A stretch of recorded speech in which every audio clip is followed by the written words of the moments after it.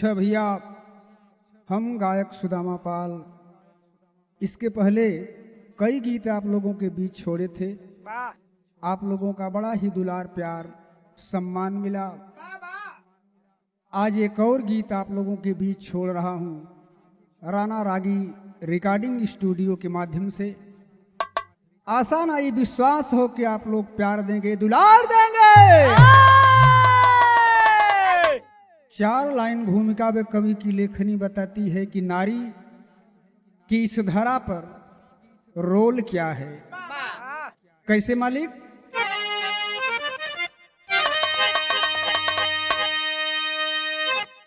नारी सुत को जन्म दे धरा पर,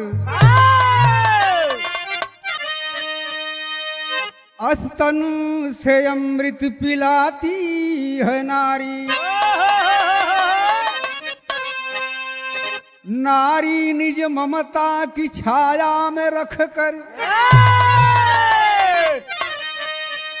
ज्ञानी विज्ञानी बनाती है नारी।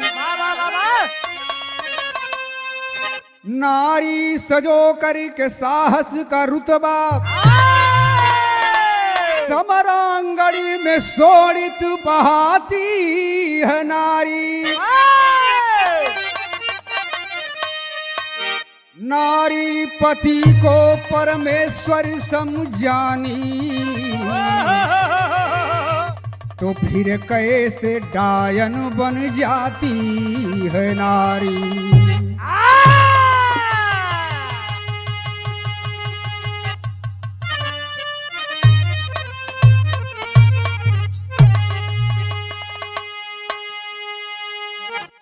कवि की लेखनी बताई कि इस धरा पर नारी की बड़ी अजीब महिमा है। यहाँ तक कि अपने पति को समरभूमि में जानबूझ करके भेज दिया करती है। किसी कवि ने लिखा है कि प्रीतम को प्राणों के पण में हम ही भेज देती है रण में।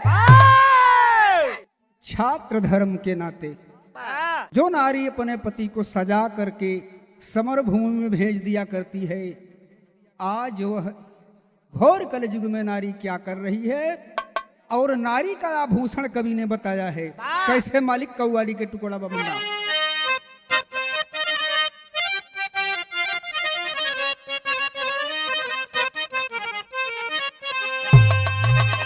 तो पलट करी देख ले लैला, पलट करी देख ले लैला, जमन्ना हम भी रखते हैं।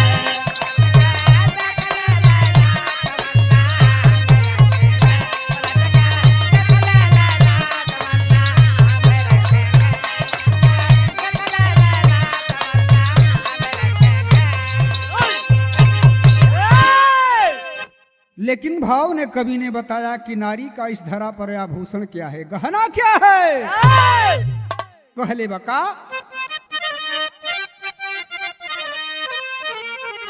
तो सील है नारी का गहना, सील है नारी का गहना, जिसे संसार माना है।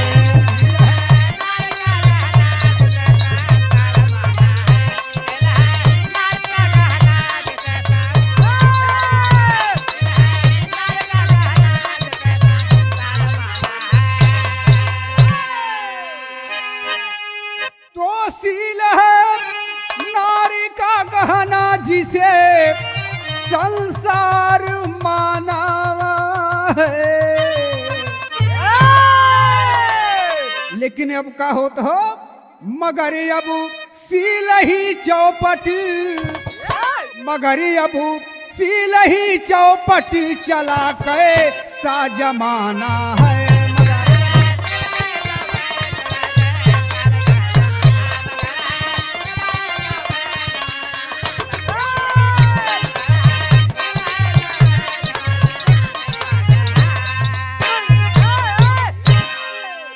यहीं से हमारे कहानी का शुरुआत हो। कहानी कौने जगह कहो मास्टर? नजम में।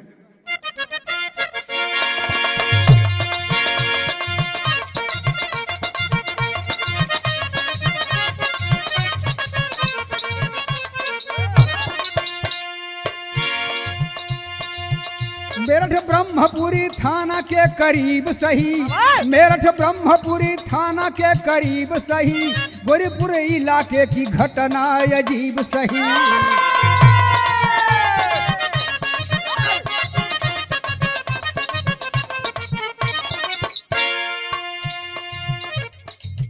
सौरभ राजपूत सुंदर था विचार सुनो, सौरभ राजपूत सुंदर था विचार सुनो, मुस्कान नाम की लड़की से हुआ प्यार सुनो।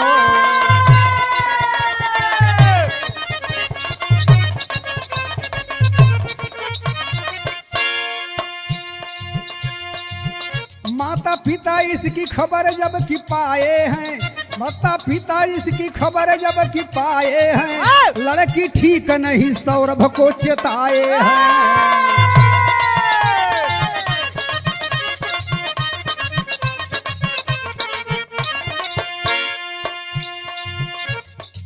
मगर सौरभ के सिर पर भूत जो सवार रहा, मगर सौरभ के सिर पे भूत जो सवार रहा, उसी से शादी होगी ऐसा मन विचार रहा।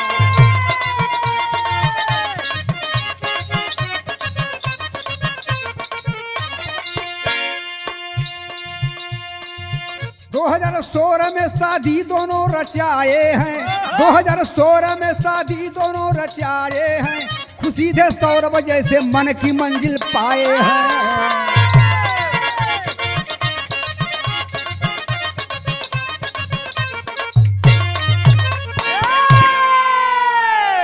भैया हो, उत्तर प्रदेश मेरठ थाना के करीब एक गौरीपुर इलाका है। उसी इलाके में एक सौरभ राजपूत नाम का लड़का रहता था।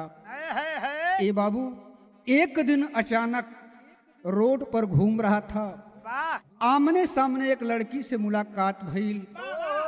उ लड़किया का नाम रहल बाबू? उस लड़की का नाम मुस्कान रस्तोगी था। दोनों ज्यों ही एक दूसरे को क्रॉस करने लगे, दोनों की निगाहें चार हुई पंचो, दोनों एक दूसरे को दिल दे बैठे। राकेश दिल दे दिए।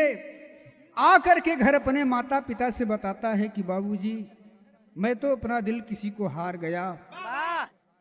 घर वाले बताए कि बेटा उसका नाम क्या है, लड़की का नाम बताए। घर वाले बताए कि बेटा उस लड़की को मैं जानता हूं, अच्छी नहीं, उससे शादी मत कर। लेकिन इसके दिल में जो भूत सवार था कि मैं शादी उसी से करूंगा। ए बाबूजी, 16 तारीख के शादी हो गेल पंचो। आज जब शादी भइल तो दोनों खुश हुवन। कैसे खुश हुवन कवि जी बताओ थे।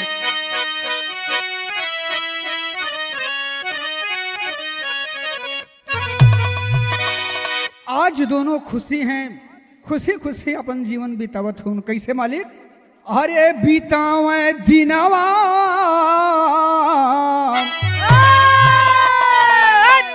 बितावे दिनवा पाके पूनम के चनवा।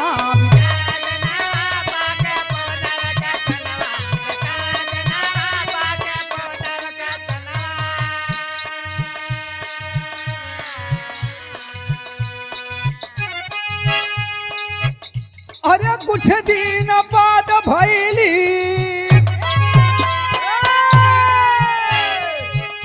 अबे कुछ दिन बाद भैली इकट्ठे करिनवा, बितावे दिनवा पाके पूनम के चनवा।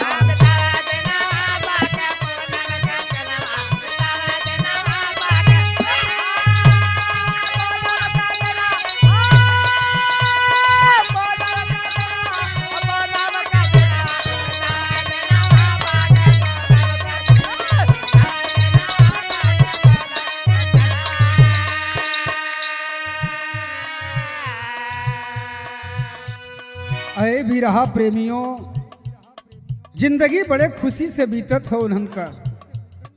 2 साल के बाद एक लड़की पैदा भइल, प्यार से जौने का नाम पीहू रखल गया। एकरे बाद भइल का अंतरावे मालिक।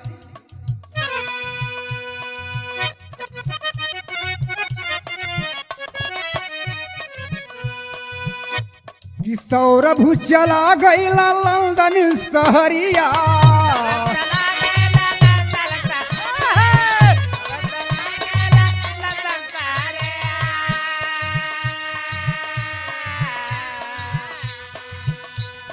मर्चेंट नेवी में पवला नौकरिया।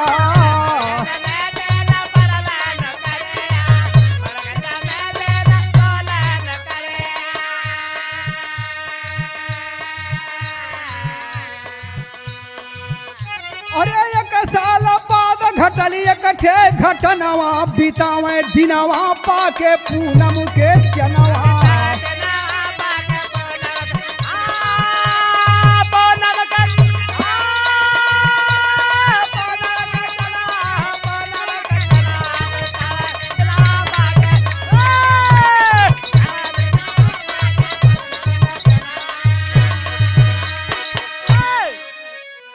ए पंचो सौरभ चला गए लंदन, मर्चेंट नेवी में लंदन की धरती पर नौकरी करत हूँ।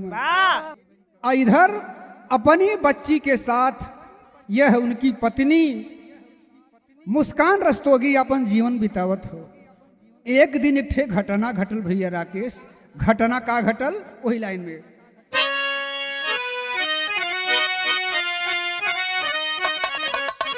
के रुमावा में रोवत रहल, रुमावा में रोवत रहल पीहू कुमरिया।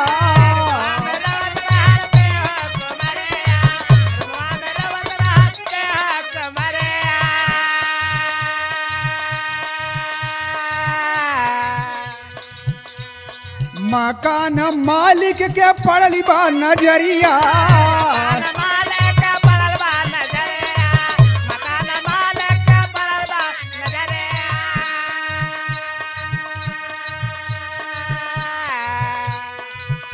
अरे घूसे हम मालिक अंदर तौने छनवा बितावे दिनवा पाके पूनम के चनवा।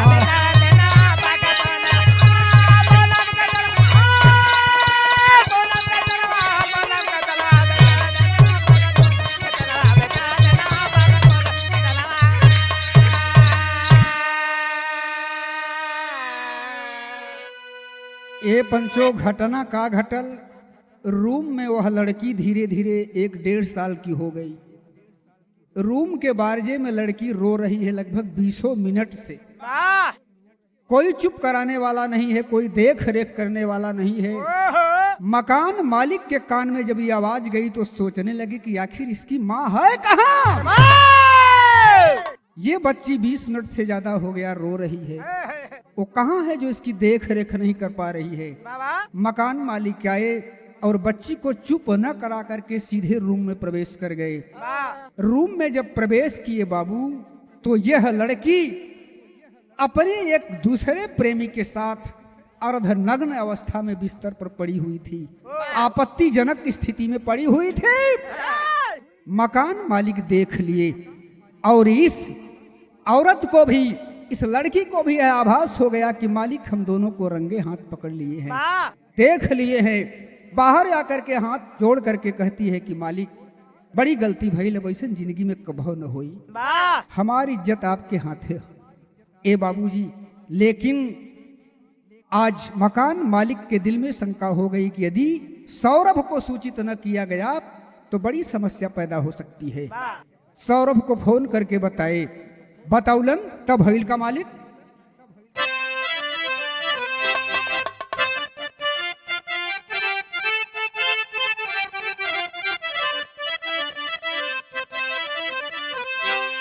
कि के हो जाले गाजीपुरवा, के हो जाले बलिया, के हो जाले बोला बोला के हो जाले ना काला कतवा नौकरिया, के हो जाले ना।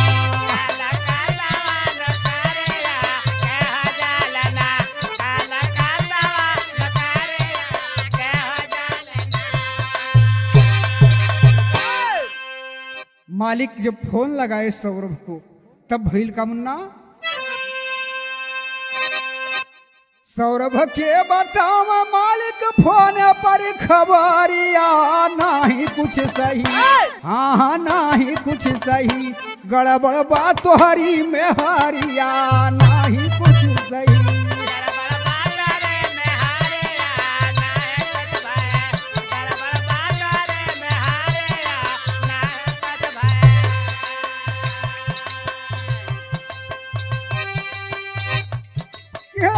गैला सौरभ अपन छोड़ी के नौकरिया।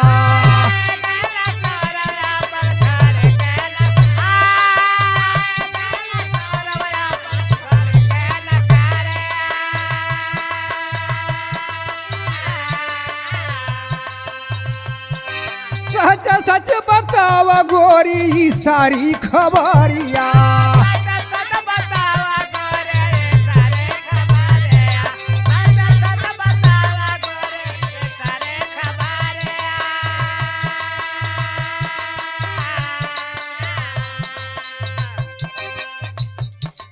ए पंचो, जब मकान मालिक फोन कैला, अय सौरभ हाल चाल पूछ रहे हो क्या है? हाल चाल तो अच्छी नहीं है बेटा, बस इतना ही बता रहा हूँ शॉर्टकट में कि तेरी पत्नी की नीयत मुझे अच्छी नहीं लग रही है। पता नहीं किस मर्द के साथ आपत्तिजनक स्थिति में बिस्तर पर सोई हुई थी और ये तेरी बच्ची बाहर रो रही थी। मैं इस घटना को अपनी आंख से देखा हूँ। सौरभ फ्लाइट का टिकट कराते हैं और अपने घर आते हैं। बाबूजी पूछ रहे हैं कि बताओ वह कौन था? हाथ जोड़ करके गिड़गिड़ा रही है कि स्वामी बड़ा गलती भई। हमारे साथे हमार क्लास फेलो एक ठे साहिल शुक्ला हो, वही से हमार प्यार हो गई। वही आकर के हमारे बिस्तर पर बैठा था और कोई बात नहीं थी। आज गौर करेंगे पति पत्नी को कितना रिस्पेक्ट दे रहा है। चलिए ठीक है, अब से साधारण पूर्वक अपने जीवन को बिताओ। लेकिन भइल का मालिक कि जानी कवन प्रेमिया से लड़ी गईली नजरिया।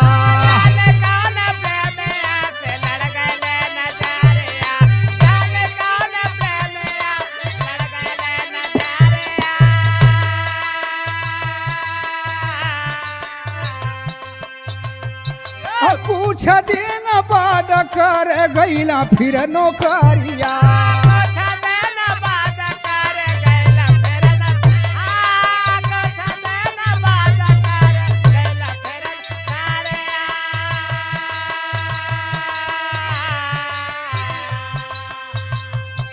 चोरी चोरी तब लड़ल साहिल से नजरिया। नहीं कुछ सही, हाँ नहीं कुछ सही, सारी कई दिहली खबरिया। नहीं कुछ सही,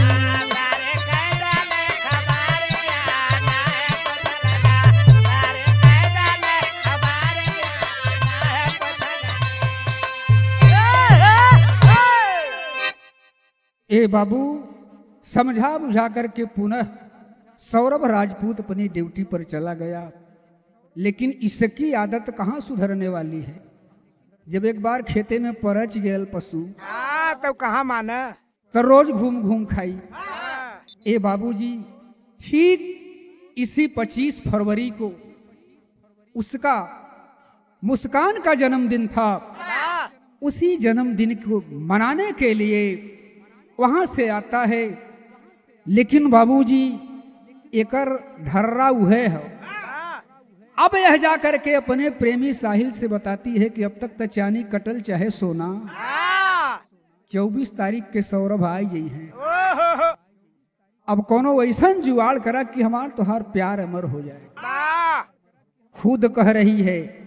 लेकिन साहिल शुक्ला आप लोग YouTube पर देखे होंगे, बड़ी बड़ी चुंडी रखले हो ना हो दीवाना जी।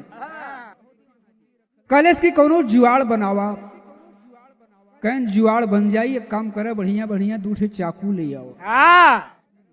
और नशाखोर था साहिल।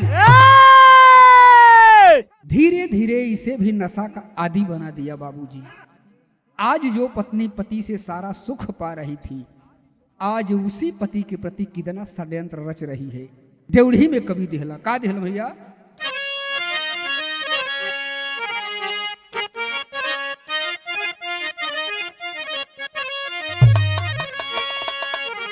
पपिनिया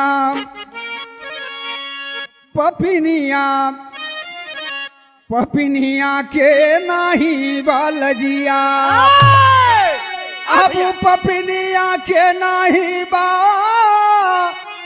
हो पपिनिया के नाही बालजिया पिया के प्रीत भुला के बन गईली कसबिनिया अरे कसबिनिया पिया के प्रीत भुला के बन गईली कसबिनिया कसबिनिया जैसे शब्द का प्रयोग नहीं करना चाहिए लेकिन ओकर ऐसा कर्तव्य रहल कि कभी कोई शब्द का प्रयोग करना पड़ा। ए बाबूजी आज उस पति को भुला करके अपने प्रेमी की जाल में फंस करके अपने ही पति की हत्या करने के लिए योजना बना रही है। योजना का बनाओ थो मालिक?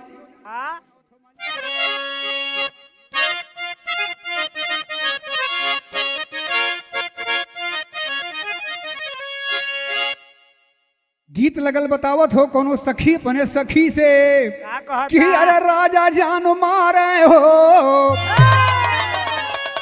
अब राजा जान मारे हो राजा जान मारे रूमलिया में हाथ के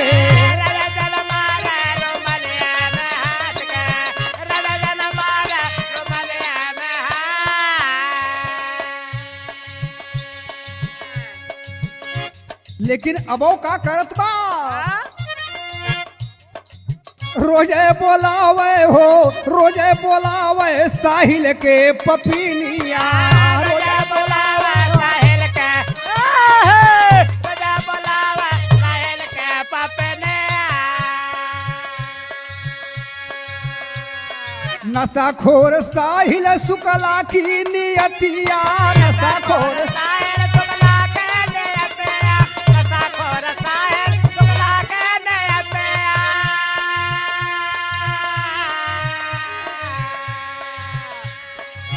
यहू के नशा करावे दिनवा रतिया यहू के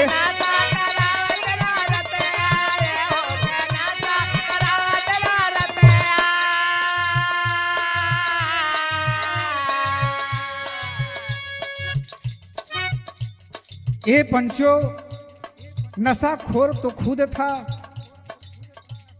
इसे भी नशा करा करके एकदम फॉरवर्ड कर दिया।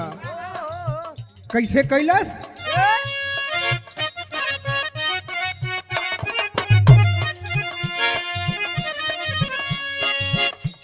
नशाखोर रहली साहिल के नियतिया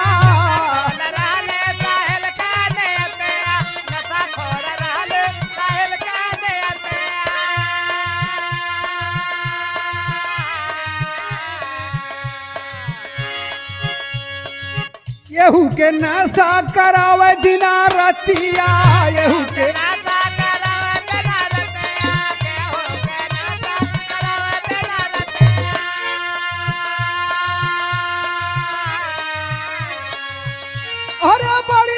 साहिल हमारी दुनिया नशाखोर रहली हो नशाखोर रहली साहिल के नियतिया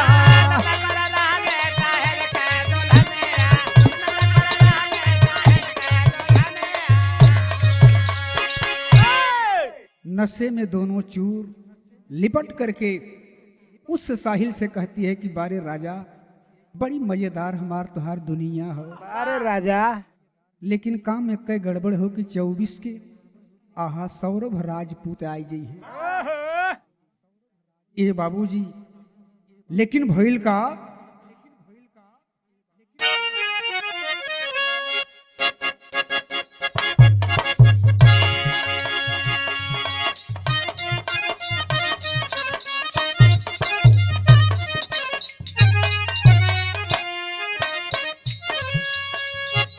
गीत है हो जवन हमारे मुन्ना राकेश बतावत हुए काबा मुन्ना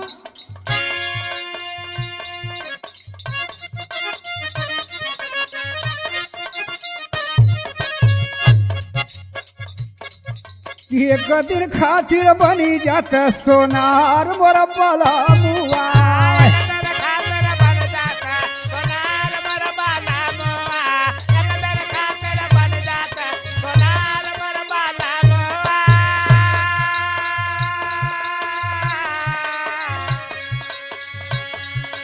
सास के लइहा टीकावा ननद के लइहा हरवा के लइहा टेकावा ननद के लइहा हरावा के लइहा टेकावा ननद के लइहा हरावा हमारे खातिर झूलनी लहरेदार बड़ा पलामुआ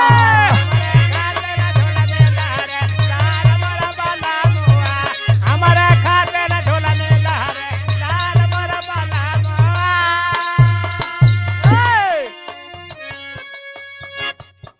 यही तौर से दोनों नशा करत हुवन जिंदगी बितावत हुवन बाबू। लेकिन एक दल फाइनल बात बतौलस अपने प्रेमी साहिल शुक्ला से। का बतौलस कि एक दिन बोली साहिल से तिखार पपीनिया हो बोले साहिल से दिखा रहे बापे ने एक दिन बोले साहिल से दिखा रहे बापे ने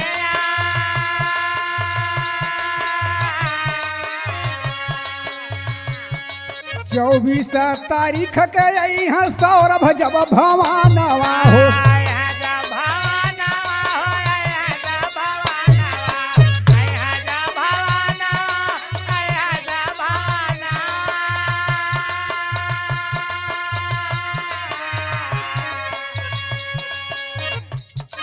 चौबीस तारीख के यहाँ सौरभ जब भवानवा सौरभ जब भवानवा योजना बनाव बहरियार पपीनिया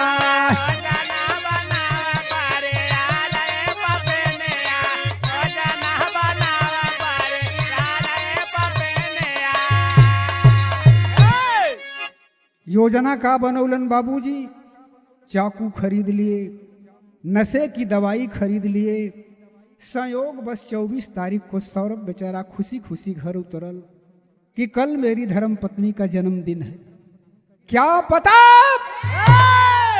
जिस भारत की भूमि पर सतियों का डंका बजता है, जो सतियां अपने पति का प्राण यमराज से छीन लिया करती हैं, जिस धरती की नारी अपने कोढ़ी पति को कंधे पर बिठा करके तीर्थ कराती है, आज उसी भारत की भूमि की नारी उसके पति का काल बन जाएगी। लेकिन भैल का मालिक विदेशिया में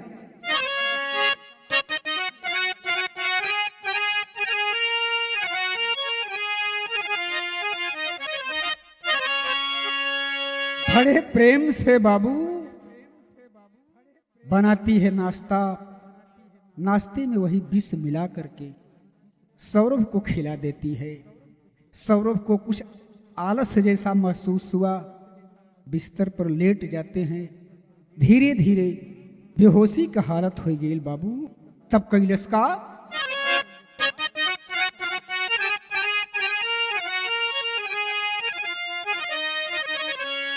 के कैली दवाई असर बाबू जवन छनावा हो।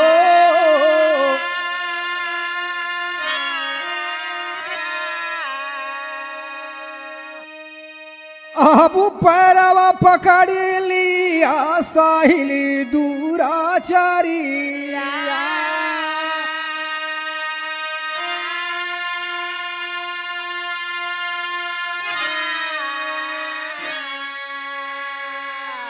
हसीना पर सवार होई गहिली पपिनिया हो।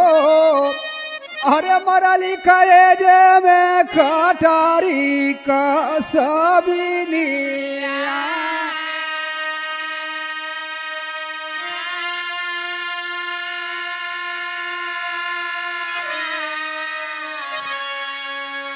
के साहिल फिर कटारी मारे चीख चिल्लाए चाहे। अरे लेकिन बंद होई गईली साहेब हो जुबानिया।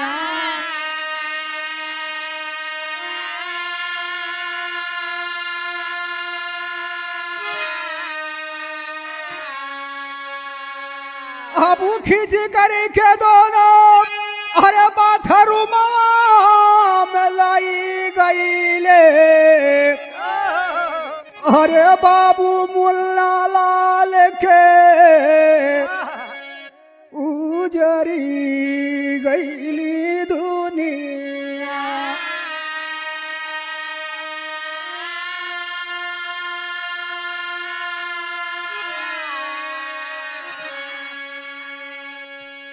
गौर करेंगे बाबूजी, जिस भारत की नारियों की गरिमा वेदों पुराणों में बखानी जाती है, आज वही नारी नशे में जब पति बेहोश हो गया, पैर उसका प्रेमी साहिल पकड़ लिया और ये हरामखोर निर्दयता पूर्वक चाकू बीच सीने में मारती है पंचो। दूसरी बार ये साहिल चाकू अपने हाथ में ले लिया और यह पैर पकड़ लेती है और जोरों से चाकू जब मारता है, नशे में शरीर थी, चीखना चिल्लाना चाहा, लेकिन कहाँ की शायद बाबूजी। ये दोनों प्यार की दुनिया में मस्ती ले रहे हैं, लेकिन आज पिताजी मुन्ना लाल की दुनिया उजड़ गई बाबूजी। माँ के आंचल का चिराग उड़ गया। अरे भाई की दाहिनी बांह टूट गई। पंचो एक अरे बाद कैलन का, इनके नीचता का अंत ना भाई। कैले का पहपट में मुन्ना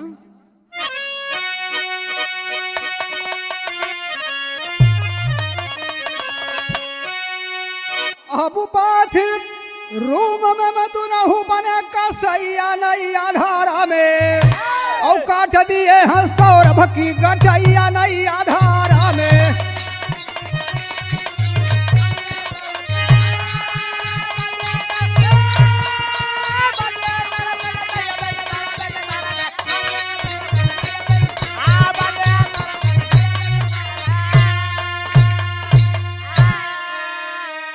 अरे दोनों कलाई काटे पापी और जरा रहम न आई हो, और बारी बारी 15 टुकड़ा कई दिहलाया लाई हो। अरे नशा में धूत रहले दोनों निरदैया नहीं आधारा में, और लाश छुपावा बिना सोचे उपैया नहीं आधारा में। खींच करके बाथरूम में ले जाते हैं बाबूजी। अब दोनों विचार कर रहे हैं इस लाश को छुपाया कैसे जाए, कहाँ छुपाया जाए। सर काट दिए, दोनों कलाई काट दिए। यूट्यूब के और पत्रकार साथियों के माध्यम से यह पता चला कि शरीर में 15 टुकड़े बना दिए। 15 टुकड़ा बलूनन बाबू। तब भैल का मालिक आल्हा में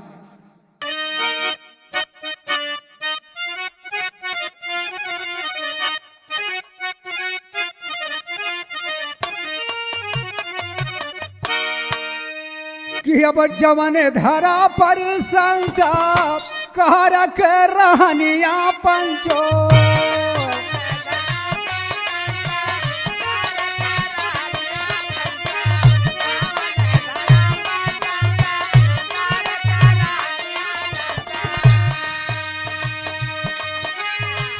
जवन भारत देश विश्व गुरु हो कहा,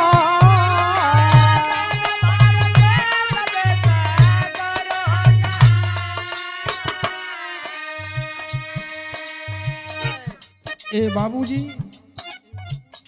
जौने धरती का संस्कार एक अलग है, वह धरती पर आज होत काबा है कलयुग में।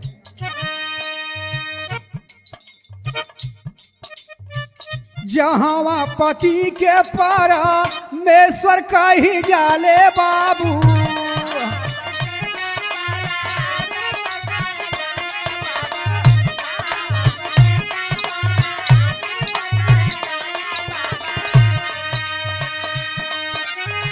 वही शिष्टाचार के भी नाश भयल बा।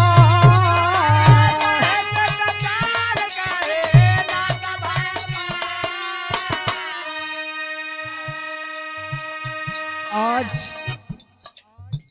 संस्कार और शिष्टाचार ही भारत की भूमि पर कायम था, लेकिन आज मैं अपने गीत के माध्यम से संदेश देना चाहूंगा श्रोता बंधुओं, विरहा के प्रेमियों। हर माँ बाप अपने बच्चे को अच्छी शिक्षा दे रहे हैं, अच्छा खिला रहे हैं, अच्छा पहना भी रहे हैं, लेकिन संस्कार कोई नहीं दे रहा है। और संस्कार के बिना शिक्षा अधूरी है बिरहा प्रेमियों। चूंकि संस्कार का आभूषण है शिक्षा। प्रार्थना है इस गीत के माध्यम से आप अपने बच्चों को खूब खिलाओ, खूब पढ़ाओ, लेकिन उन पर निगाह भी रखो कि हमारे बच्चे हमारी कमाई का, हमारे पैसे का सदुपयोग कर रहे हैं या दुरुपयोग कर रहे हैं। उन्हें प्यार से समझाओ। आगे का भाई सदर में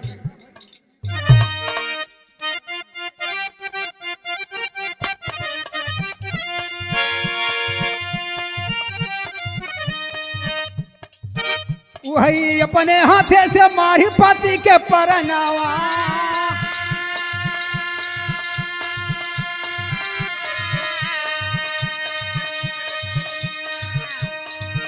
अरे साहिल से मनावा में करली विचार,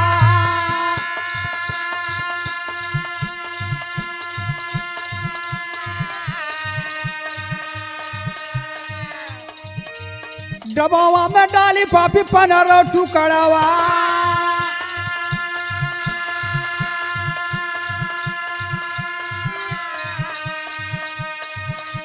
घोर के से मिनट देहली ऊपर ऐसे ना,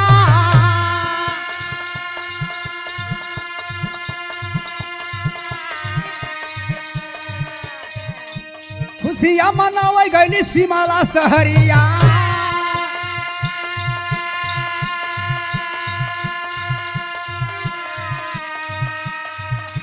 नाचा गावे बाबू खूब नशा के करा,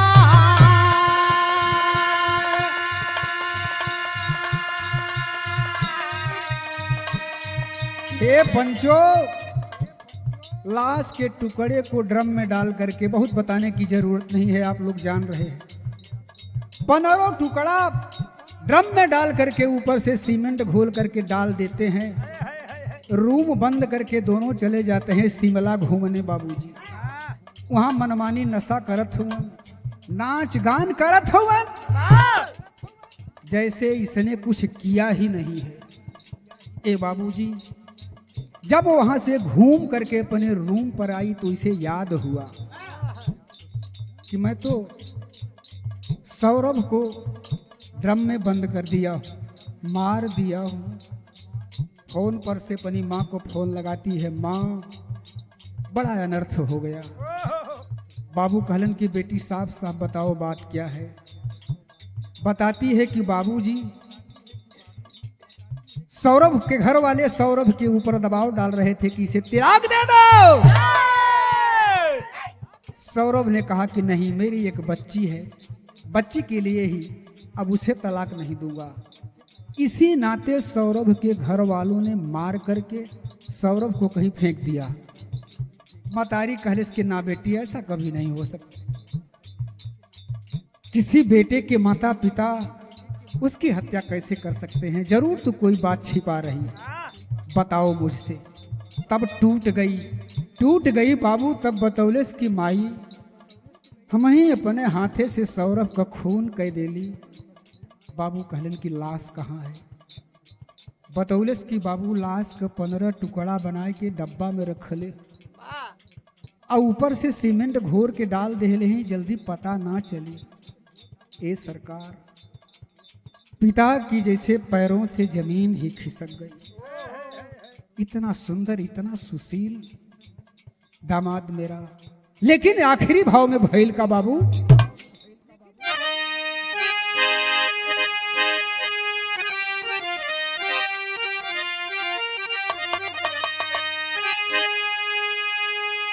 अरे ऐसा पतावा नहीं लागल जिया, और अपने गुलशन में लगौल से अपने हाथे लगिया।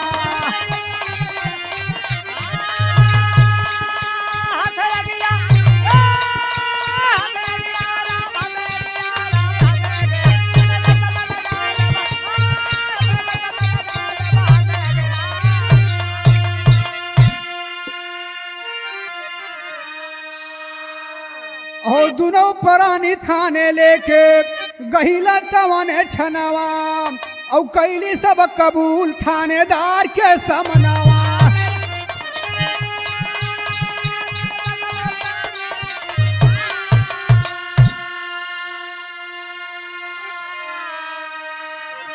अरे नारी होके दामन में लगौलस दगिया, कहबो अपने हाथे अपने गुलशन में लगौलस दगिया।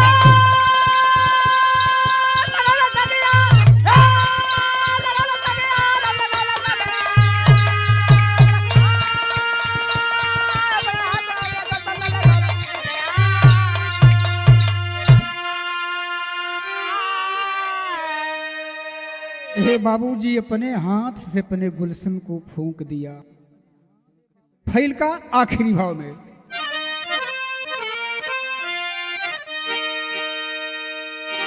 गुरु बिहारी यस बिटियन के यह मोर हथ जोरी। कवि की कलम ऐसी बहुओं से ऐसी बेटियों से हाथ जोड़ करके खिस सुझाव देहलन। का देहलन मालिक? गुरु बिहारी अस बिटियन से यह मोथ हथ जोरी।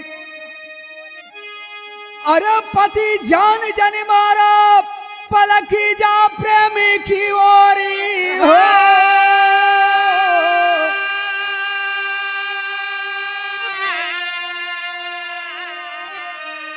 अबू पपिनी आंखें नाही बालजिया, अरे पपिनी आंखें नाही बालजिया। चंचल पाल सुदामा डूबल जहाजिया, पपिनी आंखें नाही बालजिया।